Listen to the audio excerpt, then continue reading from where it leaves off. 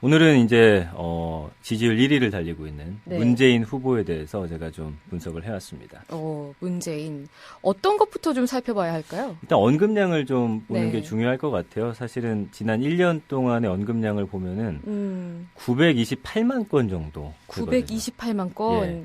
이게 이제 제가 어제를 기점으로 해서 딱 1년간 분석한 거고요. 예. 1월 1일을 기점으로 해서 현재까지 하면은 1000만 건 이상이 될 것 같습니다. 상당한 언급이라고 볼 수가 있죠. 예. 사실 이제 빅데이터라는 게 한 달에 한 뭐 100만 건 그 정도면은 굉장히 지배적인 그런 뉴스거리거든요. 한 달에 100만 건이요. 그렇죠. 하루에 10만 건 정도면은 모든 뉴스에서 탑 기사로 다루는 정도의 그런 언급량이기 때문에 네. 뭐 문재인 후보에 대한 이야기가 이 정도 나왔다라는 거는 사람들의 관심이 상당히 높다라는 걸 뭐 알 수가 있는 거고요. 네. 연관 검색어 인물로만 봤을 때 사실 1년을 통합으로 봤을 때는 박근혜 대통령이 1위로 나오고요. 네. 그다음에 이재명 성남 시장, 그다음에 안철수 후보, 반기문, 노무현, 안희정 이런 순이었어요. 근데 이제 지난 1개월의 언급량이 한 190만 건 정도 되는데 네. 이 연관 검색어 인물이 확 뒤집힙니다. 안희정 충남지사가 이제 문재인이라는 키워드를 쳤을 때 가장 먼저 떠오르는 거죠. 이 안희정 후보가 지금 지지율 상승 그리고 어떤 문재인 후보를 당 안에서 위협하는 거의 1순위로 이제 떠오른 게 아닌가 생각이 들고요. 그 이후에 안철수, 이재명, 반기문, 노무현, 박근혜 대통령 순으로 나타나고 있습니다. 그래서 언급량이 뭐 상당히 높은 건데 요즘엔 사실 이제 언급량이 어떻게 보면 가장 높았는데 안희정 후보하고 이재명 후보가 조금 더 높게 나타나고 있는 상황이거든요. 그래서 문 후보보다 그 두 후보의 언급량이 더 많다는 건가요? 그렇죠. 그래서 어떤 좀 바람을 일으키고 있는 거는 확실하다고 볼 수 있습니다. 네, 이게 대세라고 하잖아요. 네. 문 후보는 그냥 대세다. 압도적으로 1위를 하고 있어서 그런데 SNS에서 좀 정체되는 게 뭐 나올 만큼 나와서인지 아니면은 좀 인기가 사그라들 수도 있는 건지 그게 좀 궁금하거든요.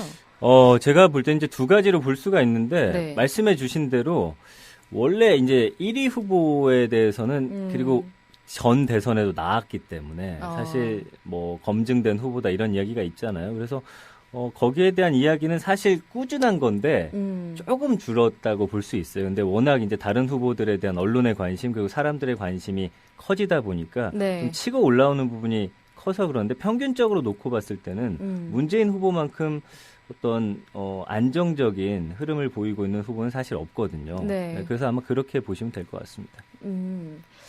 연관어에도 그러면은 이 인물 말고 또 다른 뭐 카테고리를 짚어보자면 그렇죠. 이제 어떤 그 여론 동향이라는 게 있거든요. 네. 어떤 키워드를 넣었을 때 긍정적인 이미지가 많이 떠오르는지 부정적인 이미지가 떠오르는지 이런 걸 볼 수가 있는데 두 가지를 놓고 봤을 때 문재인 전 대표 같은 경우는 긍정적인 이미지를 먼저 꼽자면은 아까 말씀해 주신 대로 뭐 대세라는 단어, 민주주의, 민생 뭐 이런 이야기가 나오거든요. 그래서 민주주의를 대표하고 있다라는 반응들이 많이 있고요. 민생에 대해서 고민을 하는 후보다 뭐 이런 이야기.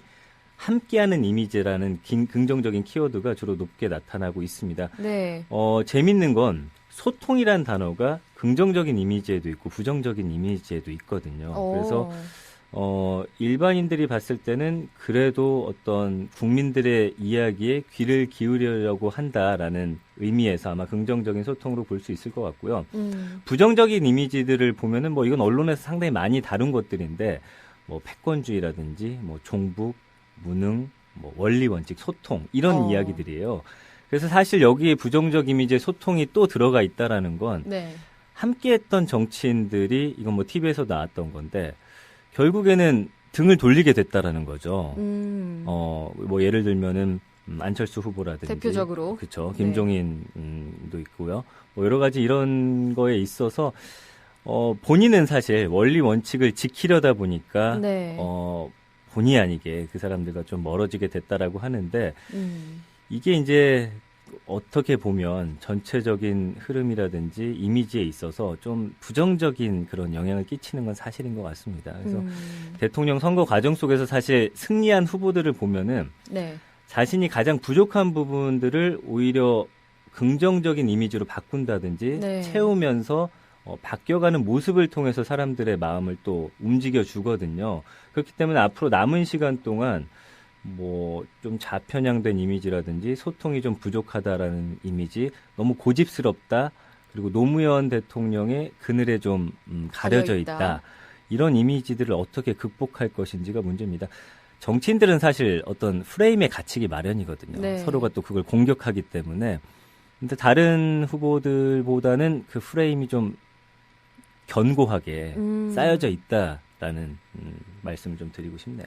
네, 실제로 분석이 이런 빅데이터 분석뿐만 아니라 평소에 뭐 정치평론가라던가 언론의 평가에 따르면 문 전 대표 같은 경우에는 워낙에 강점, 약점이 좀 뚜렷한 후보고 뚜렷하죠. 그리고 그만큼 적도 많고 팬도 많다 뭐 이렇게 말하고 있잖아요. 적과 아군이 뚜렷하다. 네네. 그러면은 지금 약점으로 나온 뭐 부정적인 키워드라고 하나요? 부정 감성어라고 하나요? 그렇죠. 네, 그 경우 이 나온 것들 중에서 조금 그래도 이거는 승화를 할 수 있지 않을까, 긍정적으로 바뀔 만한 게 있지 않을까라고 생각되는 게 좀 보였나요? 뭐 사실 글을 제가 일일이 다 볼 수는 없습니다. 네. 흐름 자체를 파악하는 거기 때문에 그렇지만 소통이라는 게 긍부정에 지금 걸쳐 있거든요. 예. 그래서 이런 부분 지금 사실 뭐 TV에 나와서 본인의 이제 강점이자 약점이 소통, 그러니까 말을 좀 스스로도 인정을 하더라고요. 내가 말을 좀 잘 못한다, 다른 후보에 비해서. 네. 그래서 그런 부분을 조금 어떻게 보면은 사실 좀 순수해 보이기도 하지만 결국 정치라는 게 또 말도 잘해야 되잖아요. 네. 뭐 오바마 대통령이라든지 뭐 전에 대통령들을 보면은 그것도 본인의 어떤 강점으로 좀 승화시키기 위한 노력들이 좀 필요하지 않을까, 그렇게 보여집니다. 네. 사실 한국에 말 잘하는 정치인이 그렇게 많은 것 같진 않습니다. 그렇죠. 예. 네. 그 연관어 중에서요, 공약이랑 연관된 것도 좀 있었습니까? 그렇죠. 공약에 관한 것들이 좀 있는데 네. 사실 문재인 후보의 공약에 관해서 많은 분들이 궁금해하는데 사실 여러 가지 공약이 좀 우리가 그 공약들 다 알지 못하잖아요. 네. 그래서 SNS에서 좀 관심을 보이는 몇 가지 공약을 살펴보면 안보 공약 같은 거거든요. 안보관. 네. 그렇죠. 문 전 대표가 이제 북한 핵 개발에 대해서 국제사회의 강도 높은 제재에 동참하는 동시에 협상과 대화를 병행해야 북한을 그 핵폐기라는 협상 테이블로 끌고 나올 수 있다라고 주장을 하고 있고요. 그러기 위해선 국방력이 필수인데 그 GDP 대비 국방 예산 비율을 현재 2.4%인데 3%까지 끌어올리겠다라고 주장을 하고 있고요. 네. 이거에 관해서는 뭐 여러 가지 댓글이 많지는 않은데 가장 이제 많은 분들이 관심을 갖는 게 군복무 기간이잖아요. 네. 이것도 18개월까지 줄이겠다. 그리고 병장 월급을 현실화해야 한다라고 주장을 하고 있는데 여기에 대한 좀 찬반 논의가 많은 것 같아요. 그래서 예를 들면 군에 아직 가지 않은 젊은이들이야 짧게 네. 줄여준다고 하면 좋겠죠. 부모님들 입장도 그렇지만 이제 현실적으로 군대에서 뭔가 일을 배워서 후임에게 가르치기까지는 어느 정도 시간이 걸리기 때문에 그거 좀 불가능한 일이 아니냐. 이거에 대한 좀 설왕설래가 있는 것 같고요. 고용 관련 정책도 공공부문의 일자리를 81만 개까지 예. 늘려서 청년 실업을 해소하겠다라고 주장을 하고 있거든요. 그래서 비정규직을 점차 없애야 한다라고 하는데 이 현실 가능한 얘기인지에 관해서 SNS에서는 뭐 여러 가지 반응들이 오고 가고 있습니다. 네. 민주당 후보들 하면 문 전 대표들뿐만 아니라 이제 가장 관심사가 경선일 것 같아요. 맞습니다. 네, 예. 경선 관련해서는 뭐 살펴볼 만한 의미 있는 결과가 있었습니까? 그러니까 어제부터 이제 네. 대선 후보 뽑는 선거인단 모집에 네. 착수를 했잖아요. 그래서 문재인 전 대표를 비롯해서 민주당 대선 후보들이 지금 총력을 기울이고 있는데 그러다 보니까 이 선거인단이라는 키워드가 어제 오늘 굉장히 관심 있게 올라오고 있고요. 선거인단이라는 키워드 자체가 많이 언급되는 거예요. 그렇죠. 네. 그리고 이제 더불어 포럼, 뭐 바람개비, 자원봉사단 이런 사람들이 이제 문 전 대표의 외곽 조직이라고 볼 수 있는데 이 사람들을 어떻게 경선에 끌어들일 것인지에 대해서 좀 많은 분들이 좀 관심이 있어하는 것 같고요. 네. 안희정 충남지사도 사실은 요즘에 어떤 중도 보수 젊은층의 지지를 얻으면서 굉장히 인기를 얻고 있잖아요. 근데 이번 선거인단이 중요한 게 꼭 민주당에 속해 있어야 하는 건 아니기 때문에 여기에 대해서 좀 여러 가지 이야기들 부정적인 이야기로는 다른 그러니까 당을 지지하면서 네. 이 선거인단을 신청해가지고 문재인 후보의 표를 깎아먹은 이후에 우리가 좀 유리한 쪽으로 이용하는 거 아니냐라는 SNS 비판 글들도 사실은 있거든요. 역선택 관련된 글들. 그렇죠. 네. 뭐 그런 이야기들 좀 많이 오고 가고 있고요. 이재명 성남시장 같은 경우가 이제 그 손가락 혁명군이라고 해가지고 이 지지자들 모임인데 SNS에 네. 뭐 글 같은 거 많이 올리고 하는 분들이어서 뭐 이런 사람들을 좀 잘 활용해서 오히려 좀 문재인 대표보다는 이 두 사람이 유리한 거 아니냐 뭐 여러 가지 이야기들이 오고 가고 있는데 예. 결과는 지켜봐야겠죠. 예, 저도 이제 이틀밖에 지나지 않았기 때문에 SNS에서 어떤 커다란 흐름을 좀 찾기는 힘들었거든요. 예. 그래서 이 부분에 대해서는 좀 더 시간이 필요할 것으로 보입니다. 네. 그럼 유권자를 좀 경선 참여하겠다 이렇게 네. 밝히신 분들을 대상으로 여론조사를 한 결과는 어땠습니까? 이게 재밌더라고요. 그래서 네. 문재인 후보가 50.9%로 가장 높게 나타났고요. 안희정 후보가 34.6%. 어떻게 보면 크게 앞서고 있습니다. 이재명 시장 같은 경우가 7.5%. 좀 격차가 크긴 한데 초반 판세를 보니까 문재인 안희정 양자 대결로 좁혀지고 있습니다. 그래서 네. 관전 포인트는 뭐냐면은 네. 과연 결선 투표가 이루어질 것이냐. 그래서 1차 투표에서 문 전 대표가 과반을 만약에 넘기지 못하게 될 경우에는 안희정 지사하고 결선 투표를 두 사람이 치르게 될 건데 네. 그렇게 됐을 경우 이제 그런 가정을 하고서 지지 후보를 다시 물어봤더니 문재인 후보가 55.1%, 안희정 후보가 42.6%, 12.5% 차이로 승리하긴 했는데 네. 안희정 후보의 어떤 상승세가 지금 무서운 상황이기 때문에 제가 볼 때는 문재인 후보가 어떤 안정적으로 가기 위해서는 과반의 투표를 통해서 1차에서 끝내는 게 본인을 위해서도 좀 유리하지 않을까 그런 생각이 듭니다. 결선을 가지 않고 네. 1차에서 한 방에. 그렇죠. 저희가 트위터로 여론조사를 하는 코너가 있거든요. 아, 그래요? 네. 그래서 어제 같은 경우에는 민주당 국민 경선 이제 선거인단 모집이 시작이 됐는데 참여하실 분 중에서 어느 후보를 지지하느냐 이걸 물었어요. 어떻게 나왔나요? 궁금하네요. 그런데 네. 일단 문재인 후보가 74%. 오, 예, 예. 참여자부터 말씀을 드리면 5,375표가 나왔거든요. 네네네. 74%가 문재인. 2위는 어떨 것 같습니까? 안희정 후보 아닐까요? 2위가 22%거든요. 예. 이재명 시장이 나왔어요. 아, 그렇게 됐군요. 네.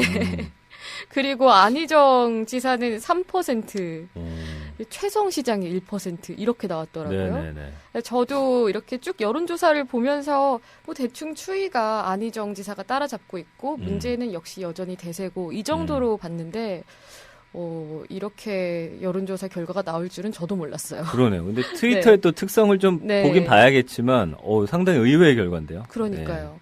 그래서 이 여론조사, 뭐 후보 여론조사 같은 경우에 언론사나 아니면은 전문 분석 기관에서 하시는 건 중도층이나 아니면은 약간 보수 성향이 있는 분들이 많이 참여하겠다라고 뭐 분석한 결과가 이 트위터 여론조사랑은 차이가 있더라고요.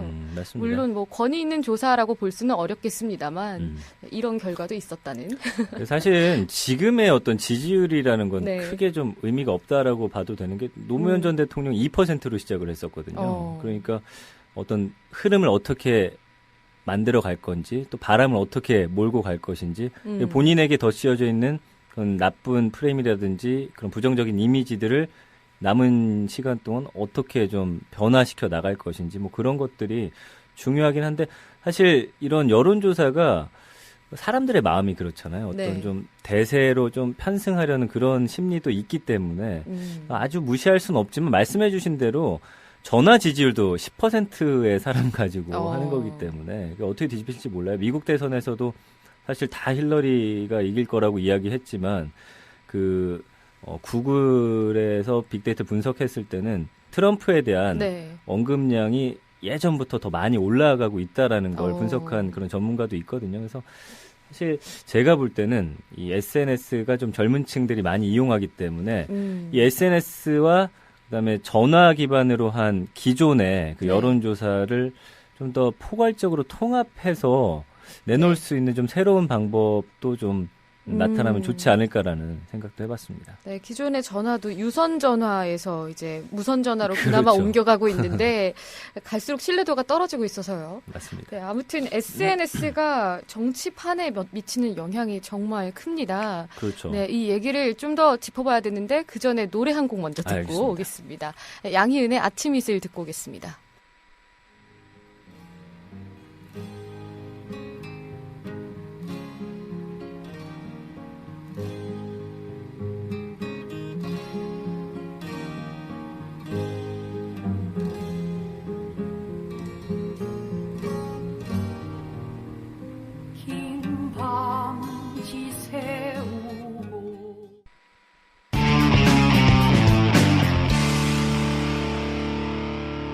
지금 여러분께서는 뉴스K 라이브 9시 노지민입니다와 함께하고 계십니다. 2부 열린 스튜디오 양희은의 아침 이슬 듣고요. 지금 전민기 빅커뮤니케이션 팀장님과 함께하고 있습니다. 네. 네, 앞서서 문재인 대표에 대한 빅데이터 분석 이야기를 위주로 좀 얘기를 나눠봤는데 이제는 아예 이 SNS가 어떻게 대선에 미칠 수 있을지 좀 넓은 범위에서 얘기를 나눠보면 좋을 것 같아요. 네, 사실 네. 이제는 어떤 정치라든지 선거에 있어서 SNS를 빼놓고는 쉽게 이야기가 안 돼요. 왜냐하면 네. 지난번에도 어떤 우리가 투표를 올리는 데 있어서 SNS가 큰 몫을 했거든요. 파급력이 상당히 무섭죠. 왜냐하면 요즘에는 그 SNS 스타라고 해서 일반인들도 뭐 팔로워가 10,000명, 뭐 20,000명. 그래서 여기에 뭔가를 올렸을 때 순식간에 볼 수가 있거든요. 네. 그러니까 이런 것을 잘 활용해야지만 앞으로는 선거에서도 승리할 수 있다라는 거고요. 미국 같은 경우는 사실 오바마 대통령은 지난 대선에서부터 SNS를 상당히 활용을 많이 한 후보로 또 유명합니다. 그리고 빅데이터 분석을 통해서 중도층의 어떤 마음을 움직이는데 상당히 큰 힘을 쏟아 부었었거든요. 그렇기 때문에 지금 뭐 많은 후보들도 SNS의 그 중요성이라는 걸 파악을 이미 하셨고 네. 많이 활용하려고 노력은 하고 있는 그런 상황이죠. 예. 안희정 지사, 최근 들어서 인기가 급상승한 안 지사나 또 네. 이재명 시장 같은 경우에도 SNS를 통해서 상당히 마케팅을 잘하고 있다라는 평가가 많았거든요. 그렇습니다. 네. 이제 대선 후보들이 어떻게 활용하고 있는지를 좀 보면 네. 좀 이야기가 더 될 것 같은데 문재인 대표도 사실은 좀 뒤늦게 뛰어든 편이에요. 그래서 빅데이터 센터인지 뭔지도 이제 만들었었거든요. 네. 그래서 일주일에 한 번 SNS에 2분에서 3분짜리 동영상을 올리면서 많은 사람들과 좀 소통을 하려는 노력을 지금 하고 있고요. 그래서 처음 이제 했던 게 치매 노인에 대한 지원 약속을 하셨었고 그다음에 워킹맘하고 육아, 삶의 질 문제에 대해서 좀 하나씩 짚어나가면서 본인의 공약들 또 하고 싶은 이야기들을 올리고 있는데 저는 이런 부분은 상당히 긍정적으로 보고 있습니다. 우리가 어떤 대통령 선거를 할 때 늘 그 인물에만 집중하는데 공약 같은 것도 우리가 좀 살펴봐야 되거든요. 그래서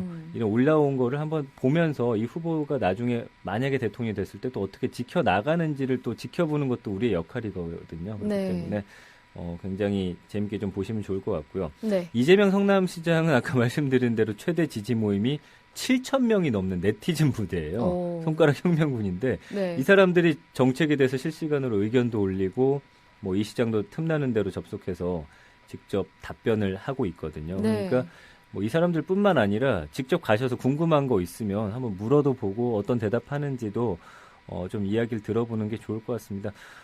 좀 저는 그래요. 이게 어떤 후보를 지지한다고 해서 다른 후보에 대해서 막 비방이나 욕설보다는 이 사람은 또 어떤 이야기를 하는지 함께 좀 들어보고 경청할 필요가 있다라는 생각을 하고 있는 사람이거든요. 그래서 네. SNS를 통해서 예전은 우리가 문재인 대표 길 가다가 만날 확률도 상당히 적고 그럼요. 거기다 대화까지 한다는 거는 거의 네. 살면서 있을 수 없는 일인데 아예 저와 다른 세상 사람 같은 느낌이었으니까. 그럼요. 네. 이제는 궁금한 게 있으면 물론 질문이 채택이 안 될 확률이 높긴 하지만 그래도 직접 소통을 할 수 있다는 게 장점이기 때문에 한번 이용해 보시면 좋을 것 같고요. 안철수 전 대표 같은 경우는 지금 4차 산업혁명을 어떤 공약의 좀 핵심 키워드로 잡은 것 같아요. 그러다 네. 보니까 국제 전자제품 박람회 CES 현장을 누비면서 셀프 카메라 찍어서 올리기도 하고 뭐 이런 부분들에 대해서 많이 움직이고 있죠. 네. 그리고 안희정 충남지사는 대선 출마 선언을 사실 온오프라인에서 동시로 진행을 했었어요. 그래서 네. 단상 위에다 컴퓨터 놓고서 증문즉답 5시간 내내 SNS 접촉한 4천여 명하고 질문을 받고 네. 화상 연결을 했거든요. 저는 이 부분을 좀 잘 들여다봐야 한다고 생각을 해요. 증문즉답 형태요? 예, 4천 명하고 5시간 동안 소통을 한 거예요. 그러면서 여기서 이제 이야기했던 것들이 많이 언론에 회자되기도 하면서 사실 안희정 지사가 잘 하고 있는 게 어떤 합리적인 그런 발언들 많이 네. 하고 있거든요. 그래서 그런 것들이 좀 사람들의 마음을 움직인 게 아닌가라는 생각이 들고요. 네. 바른정당의 남경필 경기도지사도 대권 도전 선언한 다음에 어디서 뭐 하고 있는지 이건 약간 예전 스타일이긴 한데 사진 찍어서 올리고 지금 뭐 하고 있습니다. 이런 정도로 올리고 있어요. 그래서 SNS를 아마 대선 후보들은 좀 더 적극적으로 네. 그냥 내가 뭘 하고 있다. 일방적인 거 말고 서로 소통할 수 있는 그런 방향으로 좀 많이 활용하시면 훨씬 좋을 것 같습니다. 네. 안 지사 같은 경우에 그 증문즉답 캠프 사람들은 사실 그렇게 좋아하지 않았다고 하더라고요. 그래요? 그리고 원래는 사회자를 세우려고 해서 거의 섭외 단계까지 됐는지 직전까지 갔는지 모르겠는데 네네. 본인이 그냥 다 직접 하겠다며 그런 류의 행사를 많이 하는지라 주변에 뭐 보자는 사람들이 쉽지는 않을 것 같아요. 어디로 튈지 모르기 때문에. 근데 이제 그게 이제 또 장단점이 있죠. 말이 많아지면 실수를 할 수 있기 때문에 네. 아마 철저히 그런 것들에 대해서는 연습 많이 하고 돌발적인 발언이라든지 뭐 실수하지 않도록 하는 게 가장 네. 중요할 것으로 보입니다. 네, 말이 길어질수록 앞뒤가 달라지고 어제 한 얘기 오늘 달라질 수 있기 때문에 그게 사실은 소통에 네. 있어서 가장 좀 함정이라고 볼 수 있는 부분이에요. 네. 미국 대선에서 오바마가 활용을 잘했다라고 하셨잖아요. 네네. 어떻게 보면은 우리나라 정치인들보다는 좀 더 빨리 활발하게 활용을 한 건데 그럼 미국 대선 주자들 같은 경우에는 어떤 식으로 활용을 했습니까? 미국에서는 말씀드린 대로 예전부터 이 SNS가 정치인들의 소통 도구로서 굉장히 많이 이용이 되고 있고요. 특히 민주당하고 공화당 대선 예비 후보들에게는 자신의 장점을 최대한 부각시킬 수 있는 어떻게 보면 중요한 전략적 수단이기도 해요. 네. 그래서 조금 이따 더 심도 있게 이야기를 나누겠지만 SNS를 전략적으로 활용하는 게 이게 상당히 재밌거든요. 그래서 이 이야기를 조금 해보려고 합니다. 네. 전략적인 활용. 네. 뭐 원칙 같은 게 있어요? 매뉴얼이나? 그런기보다는 네. 본인들이 어떤 필요한 부분에 있어서 접근을 하는 건데 예를 들면 이런 거예요. 이제 힐러리 후보 같은 경우는 스냅챗이라는 네. 그 앱을 활용을 했어요. 스냅챗이 뭐냐면 사실 우리나라에서는 많이 안 쓰이고 있는데 예. 미국 젊은이들 사이에서는 지금 가장 인기 있는 SNS거든요. 채팅 어플인가요? 그렇죠. 이게 어떤 거냐면 SNS가 좋으면서 나쁜 게 어떤 계속 역사가 남는다라는 거죠. 기록이. 말실수하고. 지금도 아까 말씀해드린 그 장용준 학생, 네, 장재원 의원의 아들. 그것도 결국엔 SNS에 남아있는 글들 때문에 이런 문제가 생긴 거거든요. 네. 그래서 스냅챗은 뭐냐면 보내는 사람이 시간을 설정해요. 그래서 제가 예를 들어서 만약에 우리 노 앵커님한테 어떤 글을 보낸다. 네. 그러고서 5초 있다가 확인 5초 있다가 이게 삭제되게 만들어 버리는 거예요. 그러면은 네. 보고 난 이후에 5초가 지나면 자동적으로 증발하면서 그 글이 어디에도 남지 않고 사라지는 거거든요. 네. 그러다 보니까 지금 굉장히 많이들 이용하고 있는데 미국에서는 13세에서 34세 이용자 중에 60%가 이 스냅챗을 사용할 정도로 많이 상용화되어 있는 거군요. 그 그렇죠. 어플이. 네. 그래서 힐러리가 이거를 전략적으로 이용한 이유는 민주당 후보이긴 했지만 굉장히 어떤 보수적인 느낌, 네. 뭐 소통이 안 되는 느낌, 꽉 막혀 있는 느낌, 기존의 정치인이기 때문에 네. 그런 이미지가 많이 더 씌워져 있었어요. 그래서 스냅챗을 통해서 젊은이들과 소통을 많이 하려는 노력을 해서 이거를 가장 이제 주요 SNS 기반으로 네. 삼았었고요. 이게 또 강점이 뭐냐면 메시지가 곧 사라지잖아요. 네.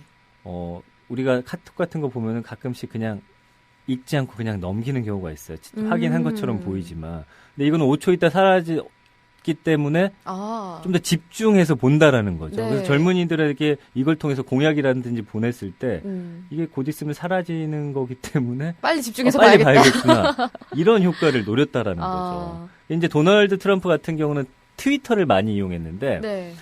트위터는 이 빠른 전파력이 네. 이 무기거든요. 그러니까 트럼프는 어떻습니까? 막 이런저런 센 발언들을 네. 하잖아요. 이게 빨리 전파돼서 언론이라든지 사람들에게 빨리 알려져야 되는 게 목표예요. 그럼 언급량이 좀 많았다고 했잖아요, 트럼프가. 네네. 이런 SNS 전략이 언급량을 좀 더 활성화시키는 데에도 도움이 된 거네요? 그렇죠. 물론 네. 뭐 욕을 하는 사람들도 많았지만 이슈가 됐어요. 늘 보면은 힐러리하고 트럼프하고 어떤 경선에 있어서 둘이 서로에 대해서 그 토론회를 지나고 나서도 결국에는 그 안에 있는 여러 가지 내용은 다 삭제되고 트럼프가 했던 센 발언 그런 거 하나만 늘 남았었잖아요. 네. 그래서 아마 그런 걸 본인이 알고 이 사람 상당히 똑똑한 사람이에요. 남들은 저렇게 왜 저런 무식한 말을 하냐라고 하지만 본인이 나아갈 방향을 정확히 알고 또 SNS, 트위터를 통해서 네. 그걸 가장 잘 활용한 후보 아닌가 싶습니다. SNS 전략이라는 게 후보별로 좀 특성을 보여주는 것도 있는 것 같아요. 그럼요. 어떤 사람인지, 네네. 이 전략을 왜 사용하는지를 보면 파악이 될 것 같은데, 맞습니다. 그런데 막 이렇게 잘 활용을 하고 긍정적으로 결과가 나오면은 좋겠지만, 아무래도 좀 함정이라던가 이 부분만큼은 정말 조심해야 된다 이런 게 있을 것 같은데. 그러니까 이제 SNS라는 게 아까도 네. 말씀드렸지만 워낙 전파력이 순간 실수를 하면 주워 담을 수가 없습니다.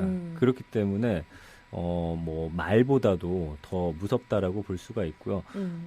그냥 편하게 쉽게 말하는 것 같지만 철저하게 이런 말들을 했을 때 어떤 반응들이 나올지를 참모진들하고 계산을 잘 해서 또 네. 사람들의 마음을 잘 읽어서 그 하나하나 활용하는 게 좋지 않을까 네. 그렇게 생각이 드네요. 결국 정통 미디어나 신흥 매체나 다 말조심, 입조심 이렇게 기결이 되네요.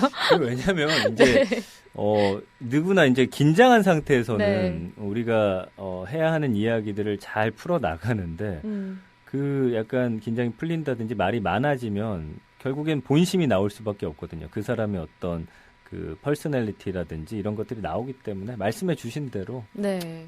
늘 조심해야죠. 대선 후보라는 건 어디 가서도 행동 하나 말 하나 여러 가지 조심해야 하는 게 맞다고 봅니다. 네. 정치인이라면 본인 말에 또 책임을 져야 되니까요. 그렇죠. 댓글 잠깐 보면서 네네. 좀 쉬어가죠.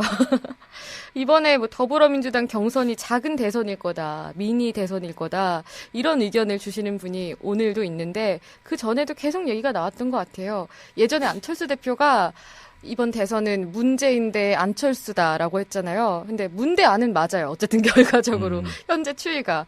그런데 이제 안철수가 아니라 안희정이 돼버린 게 그렇죠. 네, 현재로서는 좀 현실적인 네, 평가인 것 같고 안철수 대표는 그 4차 산업혁명 얘기를 계속 하시지만 제가 그 연설문도 하셨잖아요. 국회에서 교섭단체 대표 연설도 네네. 계속 읽어봐도 무슨 말인지 어렵죠. 모르겠어요. 맞아요. 네. 그래서 사실 소통이라는 게 그 전문 분야에 있어도 좀 영어도 그렇잖아요. 오히려 영어 잘하는 사람들은 그 쉬운 단어 많이 씁니다. 그렇기 때문에 좀 그런 거에 있어서도 좀 쉽게 좀 사람들이 알아들을 수 있게 풀어내는 것도 그분의 능력이라고 보는데 좀 부족한 부분이 있지 않나 싶습니다. 네. 또 안희정 후보 같은 경우에는 보수 쪽 표를 많이 끌어왔다고 평가되고 분석되고 있잖아요. 특히나 반기문 전 유엔 사무총장이 그렇게 물러나면서 그 표가 안희정한테 갔다. 원래는 안철수가 최대 특혜자일 거다, 수혜자일 거다라는 말이 나왔었거든요. 네네네. 그런데 그 점 때문에 오히려 안희정한테 갈 표가 문재인한테는 가는데 한계가 있을 거다라는 의견들도 있더라고요. 어느 정도 일리는 있을 거라고 그러니까 봅니다. 말씀해 주신 대로 이제 문재인 대표가 늘 보면 지금 20% 후반에서 30% 중반까지 지지율이 나오고 있는데 이건 굉장히 확고해요. 네. 변하지 않을 것 같아요. 근데 결국에는 대통령이 당선되려면은 40% 이상 찍어줘야 되기 때문에 네. 그게 이제 좀 문제로 보이고 안희정 대표 같은 경우는 후보 같은 경우는 그 안보 분야에 있어서 국방 문제 같은 거 결국에는 전에 여권에서 계속 가져오던 방향을 좀 이어가겠다라는 말을 통해서 좀 중도 보수층의 표를 좀 많이 얻어간 것 같은데 네. 뭐 이건 집안 문제긴 한데 저희 아버지도 어떻게 보면 굉장히 보수적인 분인데 지금 안희정 후보에게 관심을 네. 상당히 많이 갖고 있더라고요. 그래서 이번에 누구를 찍을 거냐라고 물어봤더니 안희정 후보를 굉장히 주의 깊게 보고 있다. 네. 어르신들 지금 60대이기 때문에 결국에는 문 대표가 5060의 마음을 얻어야 하는데 그게 좀 문제인 것 같습니다. 저는 네. 뭐 정치 기자는 아니지만 저도 그냥 한 국민으로서 이야기 드리는 그런데 계속 거고요. 뭐 여론 살펴보고 분석하는 게 업이시잖아요. 그렇긴 합니다. 웬만한 정치부 기자보다는 더 현실적인 그렇진 분석을 못해요. 그렇진 하셔야죠. 네. 저는 노력은 해보겠는데. 하셔야죠. 네. 50대 유권자가 이번에도 향방을 가를 거다라는 보도도 계속 나오고 있는데 문재인 대표 이번에는 또 벚꽃 대선이 어쨌든 이뤄질 거다. 탄핵이 빨리 인용이 되는 뭐 그걸 가정을 했을 때 그렇기 때문에 좀 더 당선 가능성 높은 후보한테 표가 몰린 부분도 계속 유념해야 될 것 같습니다. 그리고 이제 제가 지난 총선 때부터 네. 그 SNS를 분석해 보니까 사실 젊은 층이라고 해서 다 이념이 클릭하고 있고 네. 좌우 이렇게 나누긴 좀 힘든 게 40대 이후부터는 사실 우리나라가 전통적으로 보수 쪽으로 조금씩 마음이 돌아가는데 지난 총선을 봤을 때 이 40대 후 유권자들의 그 사람들을 보면은 좌우로 좀 이념을 나누기가 좀 어려운 상황이에요. 어떻게 보면 합리적인 그런 사람들이거든요. 그래서 그 사람들의 마음을 어떻게 끌어모으느냐 네. 중요할 것 같고 저는 좀 긍정적으로 보는 게 좌우로 나누어지는 것보다는 네. 진짜 어떤 후보가 우리나라를 위해서 정말 잘 이끌어 나갈 건지 공약이라든지 그 사람의 됨됨이 그 사람이 살아온 모습 앞으로 나아갈 방향 이런 것들을 좀 더 중점적으로 바라보고 또 우리가 심판해야 되는 게 아닌가 그런 생각을 해봤습니다. 네. 팟빵 게시판을 잠깐 봤는데요. 네. 정프로입니다라는 분이 네. 제 뒷담화 하지 마세요. 지금 듣고 계신가 보네요. 그래서 10시 15분경에 달린 거거든요. 네. 배용준 닮은 전민기 팀장님 그리고 김은주님께서는 정 팀장님이 정영진 씨보다 말씀을 편안히 잘하심요. 고맙습니다. 네, 다음 주에 정영진 씨보다 먼저 나와서 앉으시길이라고 하지만 본인이 안 오실 거라고 저는 생각합니다. 아니 제가 이제 정 대표님이 쭉 하시고 네. 가끔 이제 너무나 힘든 일이 생기거나 그럴 때는 이제 제가 대타로 가끔 올 수 있지 않을까 생각을 해봅니다. 네. 지금 계속 얘기를 하다 보니까 좀 배가 고파지네요. 네. 오늘 두 번째 주제로 얘기하신 게 정해 오신 게 좀 먹을 것 관련 이야기일 수도 있는데 짧게 좀 얘기를 나눠보죠. 요즘에 사실 이제 빅데이터라는 게 언급량이 많은 것도 중요한데 적더라도 사람들이 얼마나 관심을 갖고 있느냐. 예를 들면 언급량이 많은 걸로 따지면 방탄소년단 이길 수가 없어요. 그렇게 팬이 많아요? 그럼요. 엑소 이길 수 없고 그렇기 때문에 빅데이터라는 게 다들 방대한 양만을 생각을 하시는데 양이 적더라도 그 안에 많은 사람들의 마음을 움직이는 어떤 요소가 담겨 있다든지 어떤 시대 흐름에 맞는 거라면 그것도 이제 우리가 빅데이터라고 볼 수가 있는 거거든요. 네. 그런 의미로 봤을 때 요즘에 이제 뜨고 있는 게 모디슈머라는 겁니다. 모디슈머. 네. 들어보셨나요? 모디슈머? 네, 들어는 봤죠. 요즘에 워낙 많이 나오는데 그쵸. 모디슈머 이렇게 두 단어가 합쳐진 거죠. 모디파이라는 영어 단어거든요. 이제 수정하다, 바꾸다. 그다음에 컨슈머, 소비자가 합쳐진 건데 요즘에는 이제 대표적으로 그 어떤 레시피를 섞는 거를 이제 모디슈머라고 많이 부르는데 모디슈머는 여러 방면에 있을 수가 있어요. 그래서 예를 들어서 화장품 사용하시겠지만 립스틱 색깔도 빨간색이랑 뭐를 섞어서 쓰는 분들도 있고 그다음에 아이라인 그릴 때도 두 가지 섞는 분들도 있고 향수도 여러 개를 2개 정도 섞거나 물 같은 걸 넣어가지고 그 향을 좀 변화시키는 그런 분들도 있어요. 그래서 이런 사람들은 이제 우리가 모디슈머라고 부르고 있는데 요즘 케이블 TV에서 지금 없어지긴 했는데 편의점 음식 가지고서 새로운 음식을 창조해내는 프로그램이 있었거든요. 그래서 그걸 통해서 많은 청소년들 그리고 젊은이들이 자신만의 조리법으로 새로운 음식을 탄생시켜서 SNS에 올리는 게 요즘 약간 좀 인기가 올라가고 있거든요. 대표적인 메뉴 몇 가지만 얘기를 해주시겠어요? 이제 인기가 있었던 게 예전에 이제 그 짜파구리라고 해가지고 네. 짜장라면이랑 너구리 섞는 게 있었고요. 이제 요즘에 떴던 게 이제 마크 정식이라는 건데. 마크 정식. 이제 갓세븐의 멤버 중에 마크라는 친구가 있어요. 아, 그 친구 이름을 딴 건가요? 그 분이라고 해야죠. 죄송합니다. 네. 이게 친구일 수 있을 것 같은데 나이 한참 어릴걸요, 마크가. 저보다야 어리겠죠. 근데 이게 어떻게 만들어졌냐면 어떤 한 사람이 네. 이게 어떻게 만드는 거냐면요. 그 편의점에 가면은 떡볶이 컵라면이 있어요. 그거랑 스파게티 컵라면이 있는데 네. 이거 2개 섞어가지고 그 위에다가 소세지 썰어 넣고 치즈 올려가지고 또 1분 20초 돌리면 상상은 안 되는데 맛있대요, 이게. 이게 올렸더니 사람들이 해먹어보고 굉장히 맛있다라는 글들이 올라가서 네. 과연 그럼 이건 이름을 뭘로 줘야 할 것이냐 했을 때 알고 봤더니 이 사람이 갓세븐의 마크 팬이었던 거예요. 팬이어서. 그래서 본인이 좋아하는 오빠의 인지도를 올려주기 위해서 마크 정식이라고 붙이면 사람들이 마크가 누군지 찾아볼 거 아니에요. 네. 근데 그게 성공을 했어요. 그래서 이제 마크에 대한 인지도도 많이 올라갔고 네. 이렇게 됐고 참 질문은 사실 어떤 음식이 있냐 물어본 건데 제가 얘기가 좀 세기는 네. 했어요. 그래서 마크 정식. 근데 이게 TV에도 나오고 유명하긴 하더라고요. 네. 그다음에 이제 불닭볶음면하고 치즈를 섞어서 워낙 맵다 보니까 근데 이게 실제 그 제품으로 출시가 됐어요. 사람들이 이렇게 먹으면 맛있다라고 했더니 네. 그다음에 라면에다가 참치를 넣어 먹는 것도 이것도 또 출시가 됐고요. 그러다 보니까 이 업체들도 요즘에는 이 SNS에 올라오고 사람들이 맛있다라고 하는 걸 네. 오히려 역으로 본인들이 해먹어보고 또 이걸 새로운 제품으로 출시할 수 있는지를 고민하는 지금 그런 세상이 됐습니다. 네. 마지막으로 네. 그러면 이 모디슈머 열풍은 왜 일고 있는 건가요? 그러니까 최근 일반인의 어떤 콘텐츠 생성 능력이 네. 요즘 1인 방송도 있고 팟캐스트도 있고 본인들이 하고 싶은 걸 어떻게든 해낼 수 있는 그런 환경이 마련되다 보니까 이게 음식에도 이제 반영이 된 것 같아요. 그래서 나만의 음식 또 누군가에게 내놓을 수 있는 그런 음식들을 만들면서 그런 콘텐츠가 계속해서 생성이 되는 것 같고요. 또 그거를 본인만 먹는 게 아니라 SNS를 활용할 수가 있잖아요. 네. 거기 이렇게 한번 먹어봐라 올리면서 이런 이제 바람이 불고 있는 건데 네. 글쎄요, 이게 뭐 얼마나 이어질지 모르겠지만 SNS의 이제 장점이자 단점이 빠르게 퍼지지만 또 빠르게 사라지는 거에도 있거든요. 그래서 이런 것들을 콘텐츠를 만들었을 때 얼마나 길게 이거를 끌고 갈 수 있는지도 아마 많은 분들이 고민해야 할 그런 일들이 아닌가 네. 생각을 해봅니다.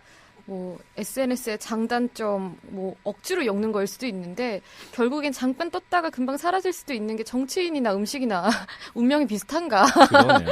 이런 생각도 좀 듭니다. 얘기하다 보니까 굉장히 배가 고프네요.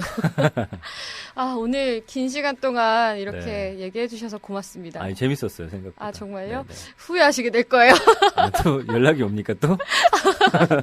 네, 아무튼 조만간 뵙죠. 네, 오늘 2부 열린 스튜디오 전민기 비커뮤니케이션 팀장님과 함께했습니다. 수고하셨습니다. 고맙습니다.